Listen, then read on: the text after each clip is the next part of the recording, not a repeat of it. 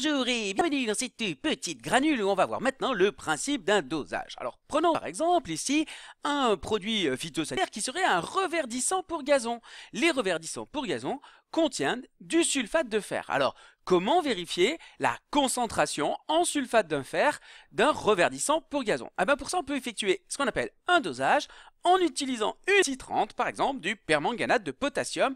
Alors là où le permanganate de potassium est plutôt violet, le sulfate de fer a plutôt tendance à être de couleur verte. Alors comment se passe le dosage? D'abord il faut un petit matériel, comme par exemple ici un support, qu'on appelle aussi un statif. Le mélange réactionnel va avoir lieu, on va le retrouver dans un Erlen, un barreau aimanté et un agent magnétique pour agiter la solution ici qui contiendra donc le sulfate de fer et le permanganate de potassium.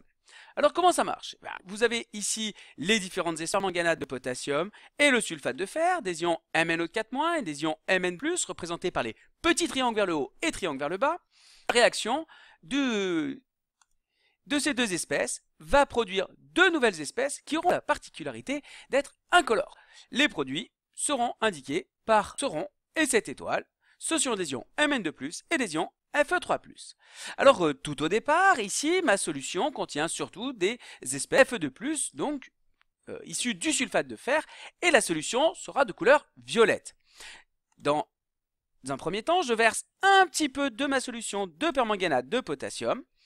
La réaction entre les deux espèces, cela produit deux nouvelles espèces qu'on a représentées par un rond et une étoile. La solution reste néanmoins avec des ions de plus en excès, donc cette solution reste verte.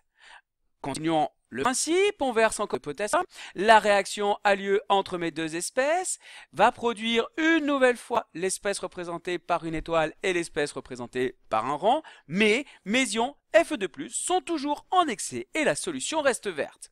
Alors si je verse, vous l'avez compris, encore un peu de la solution de permanganate, cette fois-ci, coloré ici dans la solution, toutes les espèces Fe2+, auront été consommées par l'espèce MnO4-, et cette fois-ci, on aura atteint ce qu'on appelle l'équivalence, et à ce moment-là, la solution change de couleur, et c'est comme ça que je sais que le volume de permanganate versé aura permis de consommer toute l'espèce Fe2+.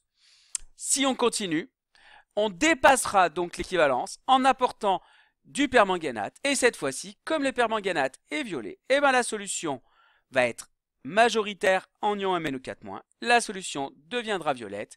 Et dans ce cas-là, j'aurai dépassé le point d'équivalence.